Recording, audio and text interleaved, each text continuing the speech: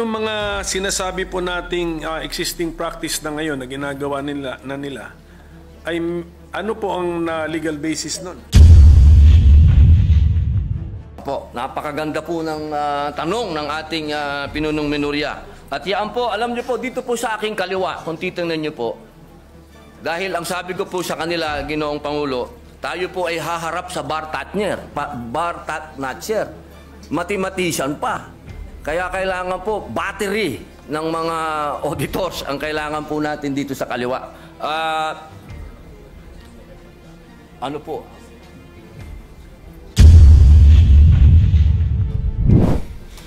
Mahal na Pangulo, maiksing manifestasyon lamang po. Opo, Please proceed. Ginoong Pangulo, matiyaga pong naghihintay ang inyong lingkod na matalakay po ang matagal na pong nabinbin. Ito pong patungkol po sa medical cannabis bill. Inaantay ko po na ito ay mapag-usapan po sa plenaryo at inaantay ko pa rin po ang aking mga kasamahan na mag-i-interpellate po dito. Nais ko lamang pong magtanong kung hanggang kailan po ako mag-aantay sa interpelasyon. Napakahalaga po sa akin ng bill na ito.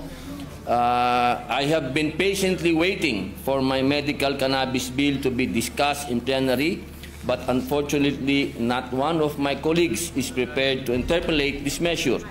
Be that as it may, I will be waiting here for the availability of my colleagues to interpolate. Yun lamang po, maraming salamat po. Thank you, Senator Padilla. Yes, Minority Leader. Mr. President, the minority is always prepared. It's a matter of scheduling by the majority leader. Yes. May we ask the Majority Leader if it is in the agenda for today? Yes, Mr. President, it's in the agenda, but we are prioritizing those measures that are already in the advanced stage, Your Honor, Mr. President. Yes, maybe we can ask our colleagues if they are ready to interpolate the measure of Senator Padilla. Maybe we can ask the members of the majority first if those who are scheduled to interpolate the bill of Senator Padilla.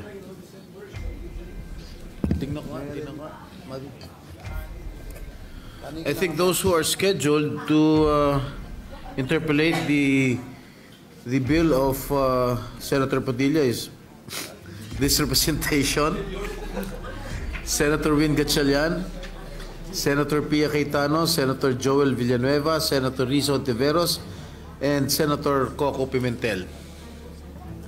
I think, is Senator Sherwin ready to interpolate? He is here right now. The medical cannabis bill. We can tackle it. Yes, Mr. President, probably later on after we tackle some important measures, we'll talk to the members of the majority who will be ready to. Yes, we can proceed later if some of our colleagues are ready to interpolate the bill of Senator Padilla. Maraming salamat po uli sa ating pinunong Menorya sapagkat napakahalaga po ng panimulang salita sa usapin nito sapagkat ito pong ating isinusulong, ito po ay bunga ng isang revolusyon na naganap sa ating bayan na ipinaglalaban po ang kaban ng bayan. Ibig pong sabihin, ito pong COA na atin pong binabanggit dito, Ginoong Pangulo, ito po ay napakahalaga ng papel nito sa ating bayan. Sapagkat kung atin pong babalikan ang kasaysayan ng ating bansa, nabuo ang revolusyon dahil sa kapabayaan, pangungurakot, pagnanakaw, lahat na po, sabihin na natin, kaya po nagbunga ng revolusyon. At kung titingnan po natin sa 1987 Constitution, napakalaki po ng papel ng COA. Ang sabi po dito sa Article 9, Constitutional Commission, ayan po Letter D, Commission on Audit. Ayan po. Ginoong Pangulo, ang sabi po dito, the Commission on Audit shall have the power, authority, and duty to examine, audit, and settle all accounts pertaining to the revenue and receipts of and expenditures or uses of funds and property owned or held in trust by or pertaining to the government or any of its subdivisions, agencies, or instrumentalities, including government-owned or controlled corporations with original charters on a post-audit basis. Medyo mahaba-haba po ito.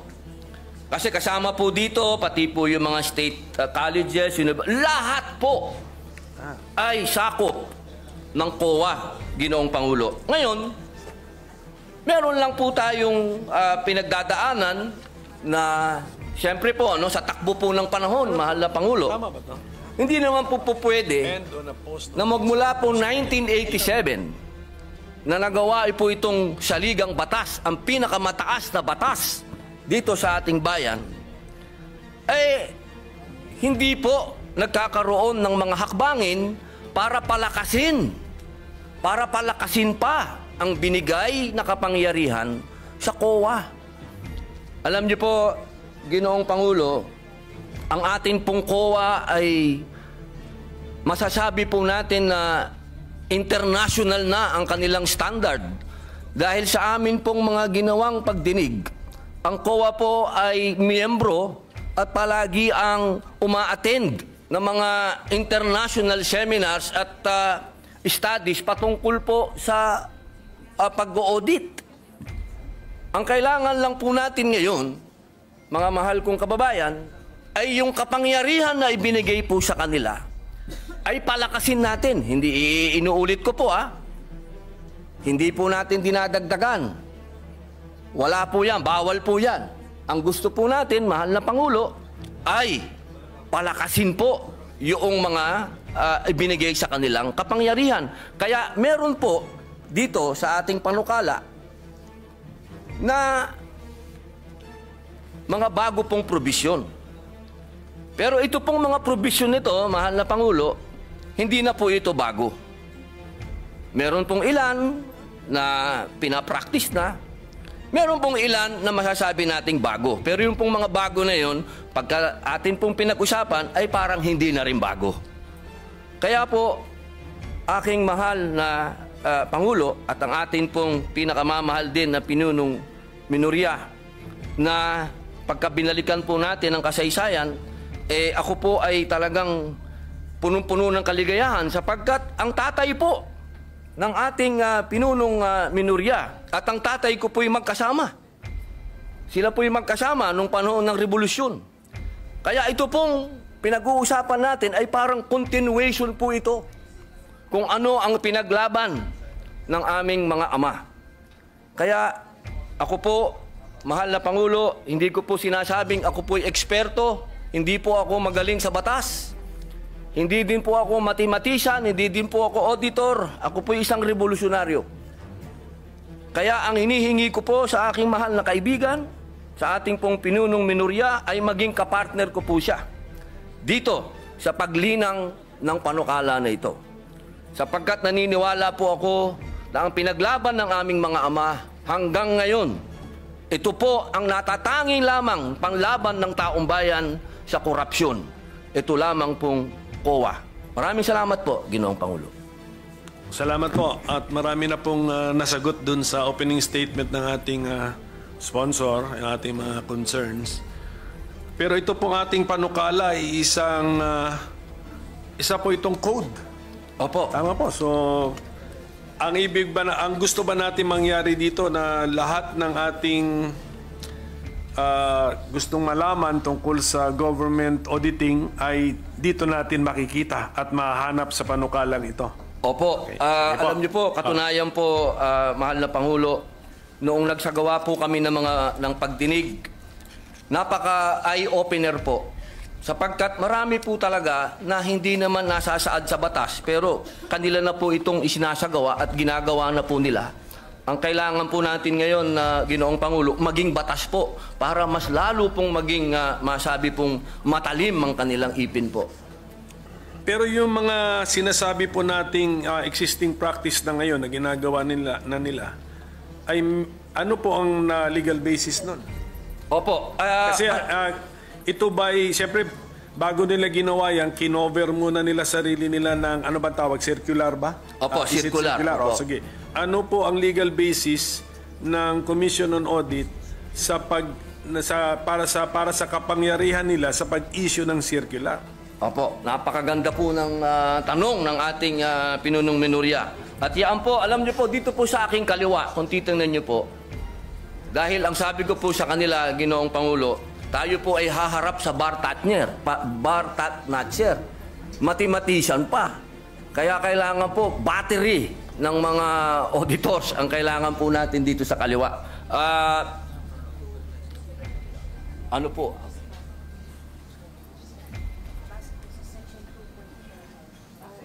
Yung legal basis na yun ay nandun sa Section 2 ng Konstitusyon. Opo. Dito po, sa nakalagay po sa ating konstitusyon, sa Section 2 po, ng letter D, the Commission on Audit, dito po sa Section 2, number 2, sabi po dito, the Commission shall have exclusive authority, subject to the limitations in this article, to define the scope of its audit and examination, establish the techniques and methods required therefore. Yun po, nasa konstitusyon po, mahal naming Pangulo, na sinasabi po dito, meron po silang karapatan na maggawa ng mga techniques, establish techniques, methods sa pangalan po ng circular. Apo. Yung susunod, yung mas importante rin po. Sige po, basahin ko na po. Baka kasi English baka may Tagalog kasi dito. Meron kasi Kaya nga po, ang sana ating may konstitusyon Tagalog tayo. actually ay nakabandato dyan na merong Tagalog version ng ating konstitusyon. Sige po, pwede po natin gamitin yun. Tagalog sana para maintindihan ng ating mga kababayan. Masyado akong spoken in dollar. Tagalog. Tuloy ko muna po sa English. Sige po. Due to insistent public demand. Therefore, and promulgate accounting and auditing rules and regulations, including those for the prevention and disallowance of irregular, unnecessary, excessive, extravagant, or unconscionable expenditures or uses of government funds and properties. Malinaw po dito, Ginoong Pangulo. Ito po naman sa Tagalog,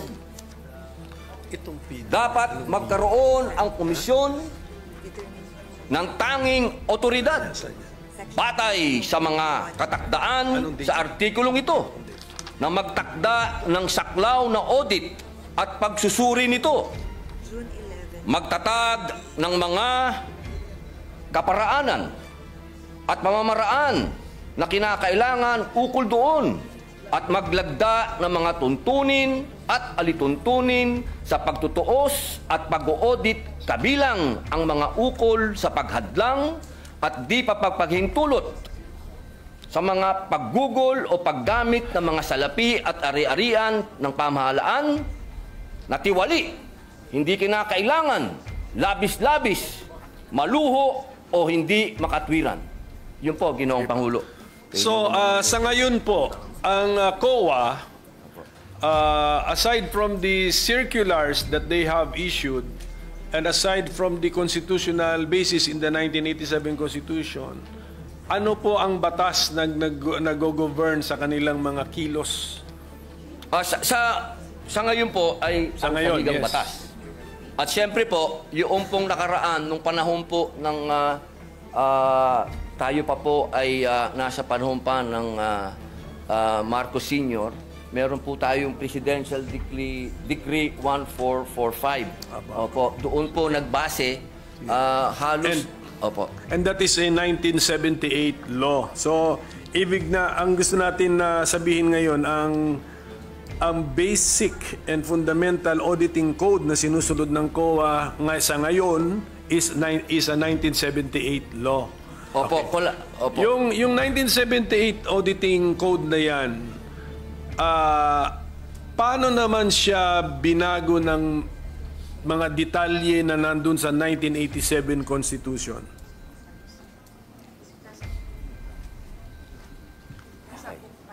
Opo. Ng 1987 Constitution. Ayan, napakaganda po ng... iba talaga pala pag may battery ka dito po. Opo. Ito po, ang sabi po nila, nandoon po ito sa Book 5 ng Admin Code of the 1987 Constitution. Meron po ba tayo? Book 5. Of the Admin Code. Opo, Admin Code. So, meaning to say, according to our resource persons, Book 5 of the Administrative Code of 1987 repealed, even indirectly, repealed or replaced the June 1978 Government Auditing Code? Or ano sila, complementary sila? Opo. Opo. Okay. Siya daw po ay complementary. Okay, sige. Opo, Kaya nga, ang tanong ko nga, Mr. Opo. Okay. So, ang gusto nilang sabihin sa atin is, sa ngayon, hindi naman talaga nakarely ang COA sa isang 1978 na issuance. Opo. Pati na rin sa Book 5 ng Admin Code ng 1987. Okay. Opo. Kaya po ang next tanong ko, kung medyo na-update na rin naman pala, ano po naman ang pagbabago na ating ilinagay sa ating panukala such that it is more desirable now to have this new government auditing code? Opo. Opo, pwede po natin itong isa-isahin kung ano po yung mga bagong provision. Mga bagong idea muna. May mga bago ba tayong idea o bagong approach dito sa ating panukala? Kasi kung unless sasabihin nyo po sa amin na Opo. yung circular, pinagsama-sama lang natin lahat at ginawa nating code. Ganun ba ang ginawa natin dito sa panukalang ito o hindi? Katulad po ng sinabi ko po kanina, Ginoong Pangulo, meron po kasing sa takbo po ng panahon, meron din po silang mga ginagawang pag-aaral sa abroad. Ano po? Opo. At yung mga best practices po ngayon sa abroad, gusto din po natin maisagawa. Pwede akong sumingit tungkol dyan. Opo. Ang ating bang COA chairman ay chairman ng isang international organization sa ngayon? Para pagkaalam ko, chairman ata siya ng isang international organization. So, Siya po ay member po. member. Opo, Okay, member po automatic siya. na may Opo. member tayo. Sige po, so continue sir. Kung ano yung kung may bago bang ideya dito sa ating panukala na hindi pa captured ng Book 5 of the Admin Code and the 1978 General Auditing Code tawag na, or Government Auditing Code, yes. Opo. Kasi po may mga kaso po din, marami din pong mga bagong na desisyon ng Supreme Court na mga kaso po na nakakapag-define po ng mga kailangan sundin ng COA o sundin ng mga tao po. Opo. Kaya kailangan po yung mga batas na bago, ito pong ating ginagawa na mapalakas po para maisama na rin po yung mga Supreme Court rulings po na may kinalaman po sa COA at yung mga practices na rin po ngayon ng COA na ginagawa na rin po nila na maging batas po. Opo. Siguro po, Mr. President, maganda yon. Kung mabigyan lang tayo ng idea o sample ng ating sponsor, Opo. ano ang mga bagong ideya na nakuha natin sa jurisprudence na ilinagay na ngayon natin sa panukala? Ano ang mga bagong idea na nakuha natin sa ating participation sa international organizations and fora na ilinagay na rin natin ngayon sa ating panukala? So para masundan po natin yung mga bagong Opo. ideya sa ating panukala. Meron po ito kaninang umaga amin itong pinag-aralan. Section 27 ba yun? Sandali lang po. A minute suspension, Mr. President. Opo. Session is suspended for a minute. Was in the process of answering the question already, Mr. President. So, Opo. Ginoong Pangulo, meron pong mga pangyayari katulad po ngayon, ano po, habang iniaantay po natin yung para sa Supreme Court, tatalon lang po ako. Katulad po sa Section 60, sinasabi po dito, Ginoong Pangulo, na katulad po kahapon, napag-usapan po natin yung e-governance. So dito po sa Section 60 ng ating panukala, nasasabi po dito, ay dinagdag po natin ang electronic transaction, katulad ng electronic documents, electronic collection, and electronic project. Ito po na rin ay pinapractice na rin po ito ng COA po sa ngayon. Yan po yung isa po na masasabi po nating malaking pagbabago. Opo, at dito naman po kanina, nagkaroon po ng kaso na dinesisyonan po ng Korte Suprema. Meron na? yes.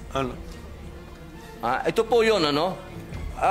Section 27, matagal na po itong pinapractice ng COA.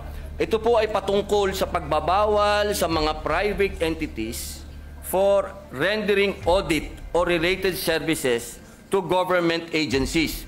Kailangan muna po ng COA's approval kung kukuha ng pribadong entidad para gumawa ng mga audit sa mga government agencies. Nagkaroon po ng kaso ito, Ginoong Pangulo, at ang naging decision po ay pagkalagpas ng 60 days. Iba pala to. Sorry po. Ang sabi po dito, hindi po pwede. Pwede na pwedeng kumuha ng pribadong auditing firm yung private ng mga government agency po. Pwede po silang kumuha. Opo. Hindi po pwede na ang sinasabi po. Kasi ito, ang ano po nito, galing po ito sa deliberasyon ng 1987 Constitution. Kasi meron po itong isang commissioner, sinasabi niya, sabi niya doon, hindi, kailangan exclusive ang COA. Ang sabi naman po ng ibang commissioner, hindi pwede. Natalo po siya sa bilangan. At yun po ang ginamit ng Supreme Court na argumento na hindi po pwede na exclusive. Kailangan pwede silang kumuha ng iba. Yun po yung mga desisyon na masasabi po natin na nangyari. Meron pa pong isa. Opo. Dito po sa Section 28, ito ay nasa PD 1445. At base rin po ito sa desisyon ng Korte Suprema. Ito po ay patungkol sa probisyon ng pag-hire ng law firms o private lawyers. Ito po ay alinsunod sa desisyon ng Korte Suprema.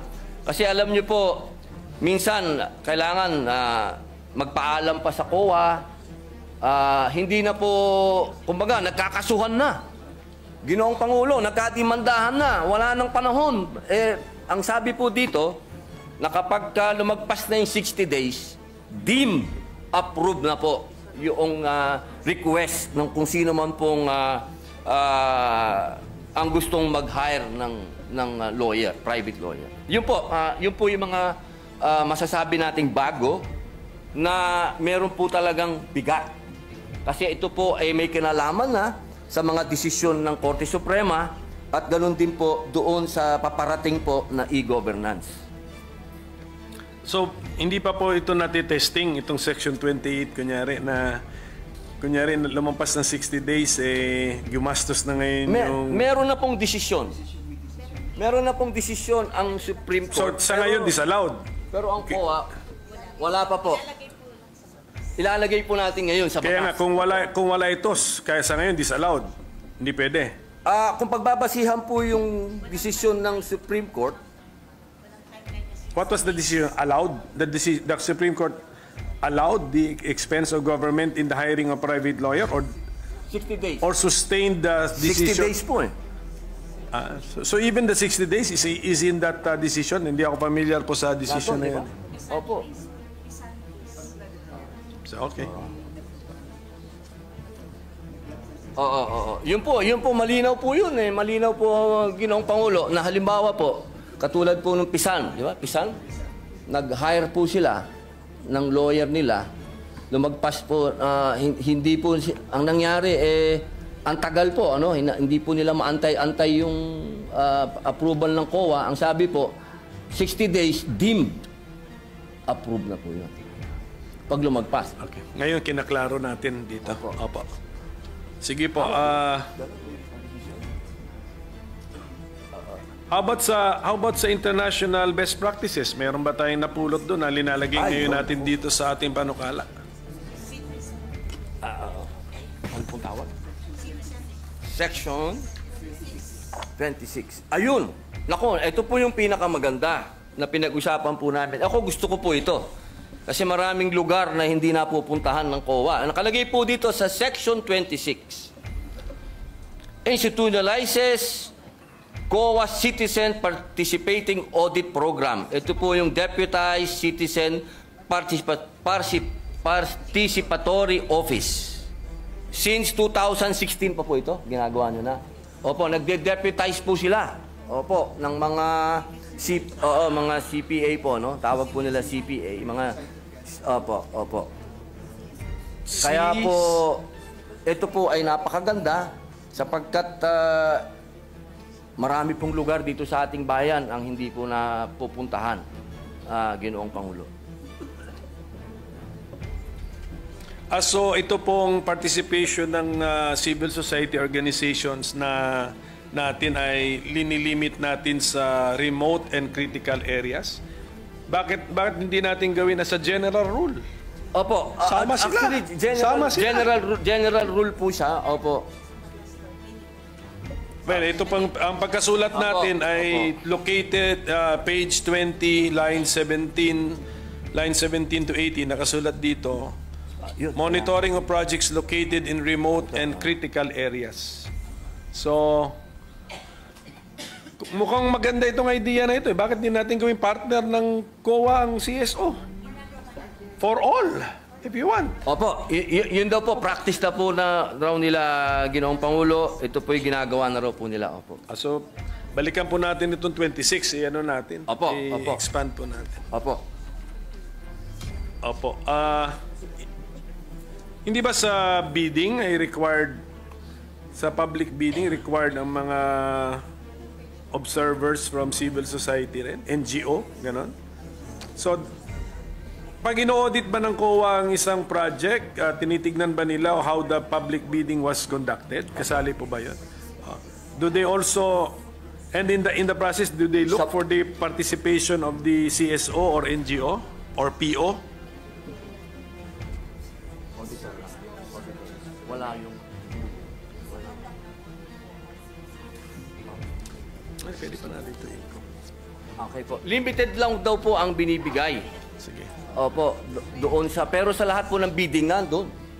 Kayo? Ang COA.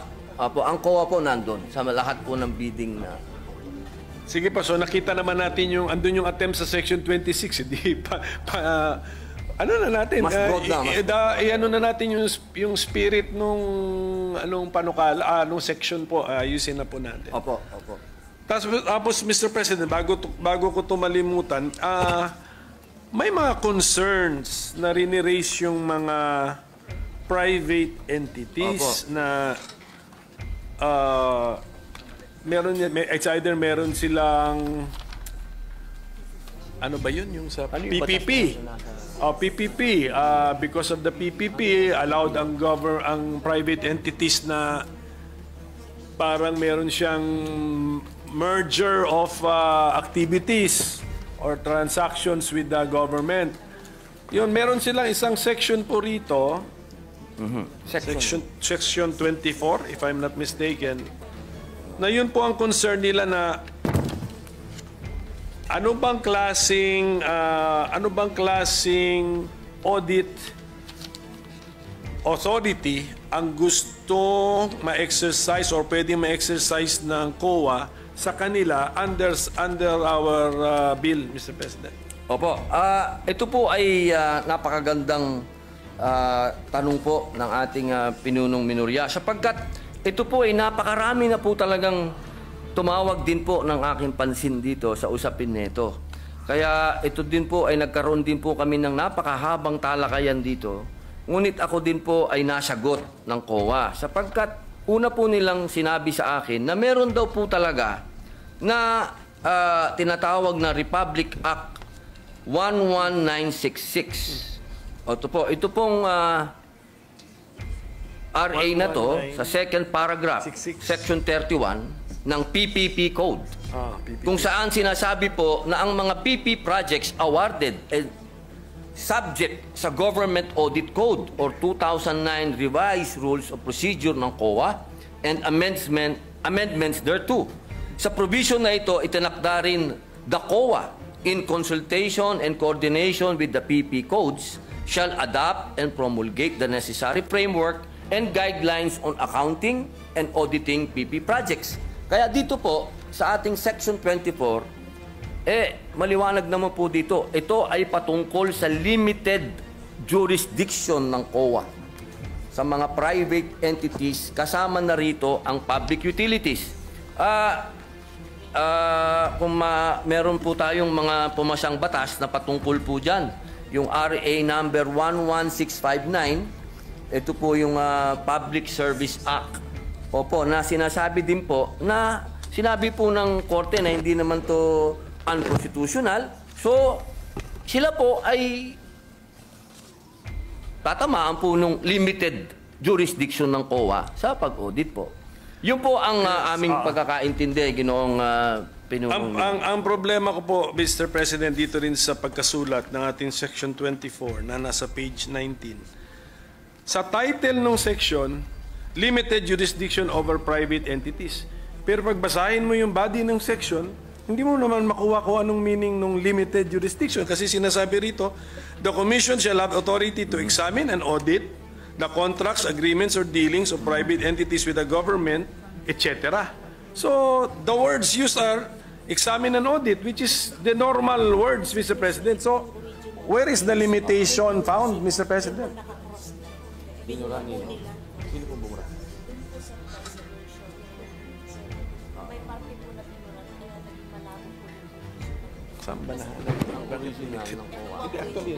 Maganda po ng naging talakayan dito sa amin. Napakaganda po kasi ng katanungan ng ating pinunong minorya. At alam niyo po, ito po kasing pinag-uusapan natin ngayon, ito po ay galing pa sa Presidential Decree number 1445. Patingin ng 1445. At ito po ay at ang amin pong napagdesisyonan, amin pong i-specify dito sa Section 24 na malinaw kung ano po yung dadaan sa audit. Ibig pong sabihin, kung ano lamang po yung dinapuan ng pera ng gobyerno, doon po sa PPP, doon lang po sila may karapatan na mag-audit.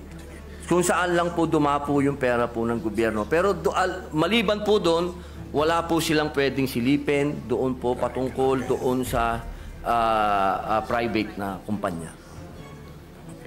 Pero sa ngayon po ating sponsor na sa pagkakasulat ngayon, medyo hindi yan limited jurisdiction. Opo. Tama, okay, Opo, sige opo. po. At least, tinatanggap po ng ating So, malalaman lang natin ito or kung kami ba, ang ating mga kasama ba ay sasang-ayon sa amendment, kung marinig na namin kung paano natin mahuhuli yung konsepto ng limited jurisdiction. Opo. Sige po. Opo. So at least maganda po yan at malaking bagay na po yan na yung parang agam-agam nila, yung worry nila, concern na... Opo. Natural po yung kanilang pag-aalala sapagkat sila po ay mga investor din po. Siyempre po, kailangan din natin alagaan yung mga investor. Pero wag po silang malumbay at wag po silang mag-alala. At lahat po ng pwedeng gawin ng COA patungkol lamang po sa pera ng gobyerno po. Ngayon po, yung konsepto ng right sizing, nakaka-discuss lang natin, parang nasa bill din yun. Pero yung kahulugan ba ng right sizing na gamit natin sa panukalang ito, kaparehas nung right sizing na sinabi po ng ating Senate President na dinipensahan niya yung kanyang panukala. Opo, alam niyo po, kung mapapansin niyo po, kasama po ako ng ating Ginoong Pangulo doon sa right sizing sapagkat naniniwala po tayo doon. Pero kanina po sa kanyang paliwanag, malinaw din po na sinabi niya, hindi po ibig sabihin nun na tayo po ay magbabawas o ano. Kung hindi, pipiliin po yung mga tao talaga na talagang sila po yung magpe-perform. Yung talaga pong may mga kakayahan. Yung tunay po na masasabi po natin na madi-deserve po nila kung magkano po yung natatanggap nilang sweldo mula po doon sa ahensya ng gobyerno. Kaya ako po ay nakasuporta po doon. At dito po, sa kasalukuyan, naririnig ko po ang aking lupon at kanila pong naisagutin ang inyo pong katanungan. Opo.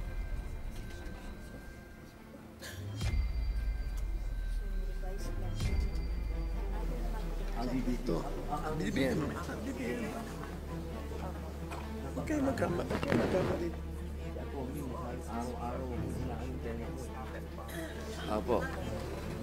Katunayan po, Ginoong Pangulo, lahat po ng aksyon ng COA na may kinalaman po sa organisasyon po nila, ito po ay dumadaan po sa DBM. Yun, Opo. Ito po ay ina-approve ng DBM. Ang kanila pong tinatawag na revised plantilla. Opo. Wala po silang pagmamalabis po na ginawa patungkol po sa right size. Hindi natin binabago yon. Yung authority ng DBM na daanan ng kanilang ideya o proposal at magbigay ng approval ay nandito po sa ating panukala. I-retain natin yon. Opo. Opo. Kasi meron po akong, kunyari po nasa page 17, lines 5 to 7. 5 to 7. Yes, the commission proper may effect changes in the organization and functions of the commission as it may deem necessary in the exercise of its fiscal autonomy in order to carry out its constitutional mandate. Hindi po ba pwede itong ma-interpret? Kasi doon sa word na organization, pati function nga eh. Hindi ba pwedeng ma-interpret ito na pwede na nilang hindi hintayin ang desisyon ng DBM? At saka yung functions na ito, pwede ba nilang baguhin itong code na ginagawa natin, Mr. President? Okay, okay. Ginoong Pangulo, ito pong provision ng 5 to 7. Line 5 to 7. Page 17. Apo. Opo. The commission proper may effect changes in the organization and function of the commission as it may deem necessary in the exercise of its fiscal autonomy in order to carry out its constitutional mandate. Opo, yun po ang kasagutan po nila. Nasa special provision daw po ito ng GAA. Hindi, paano nga to na paano interpretation po nito? The commission, the COA can create additional positions and not need the DBM's approval because meron silang exercise of fiscal autonomy? Opo, basta hindi lang po sila lumalagpas sa budget. Basta nandun lang po sila sa budget.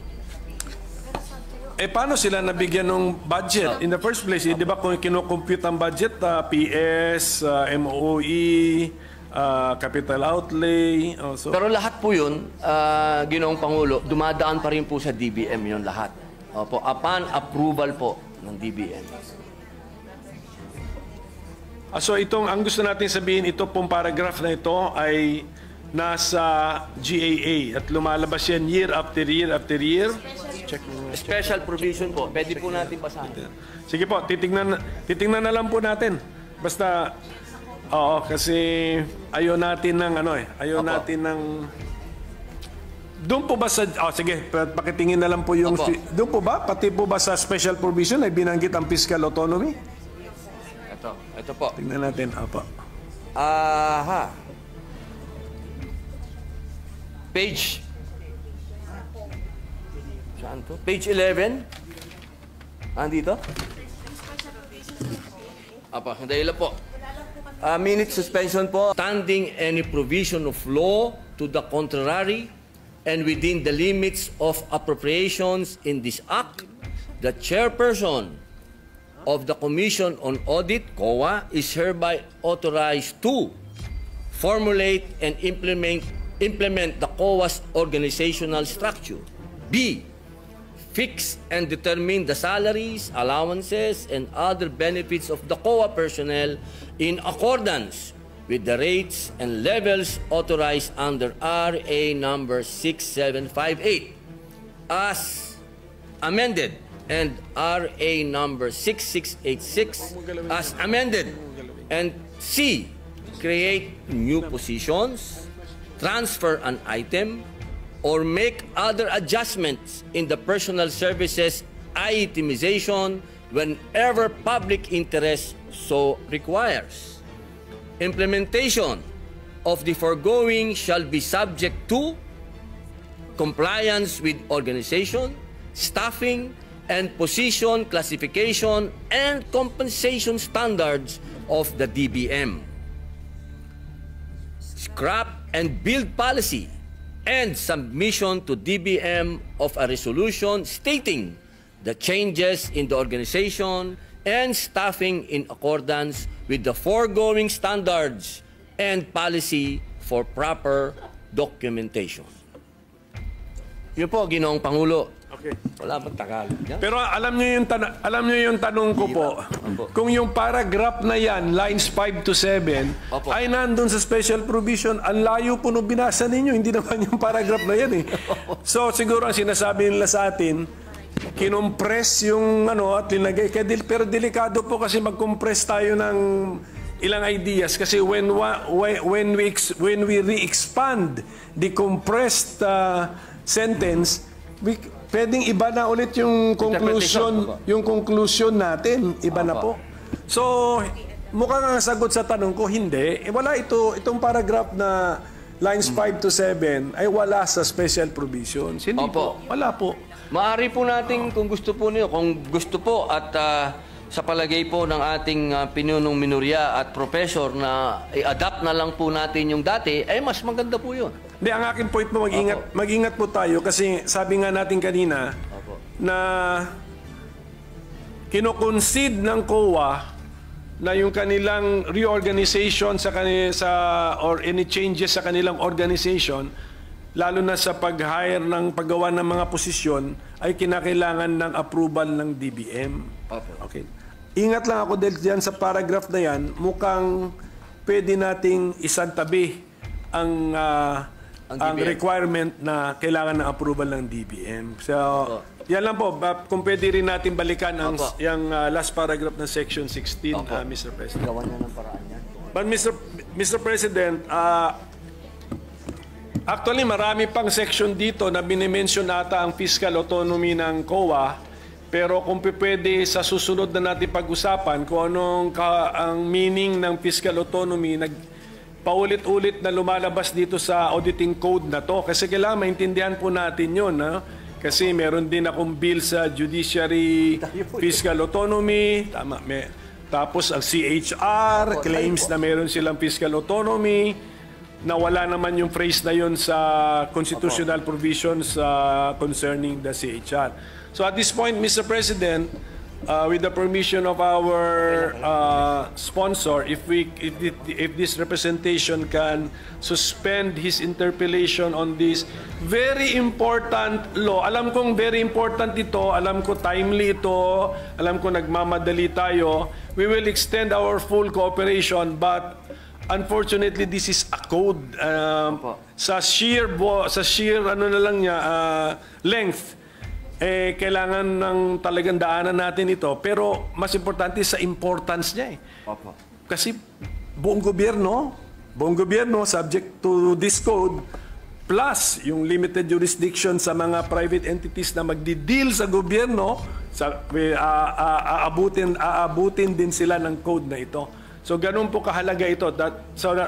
Kaya sana maintindihan po ng ating mga resource persons na iti-testing natin yung mga ideas, yung mga new mga concepts, old concepts, i-testing natin kung relevant pa ba, applicable pa ba.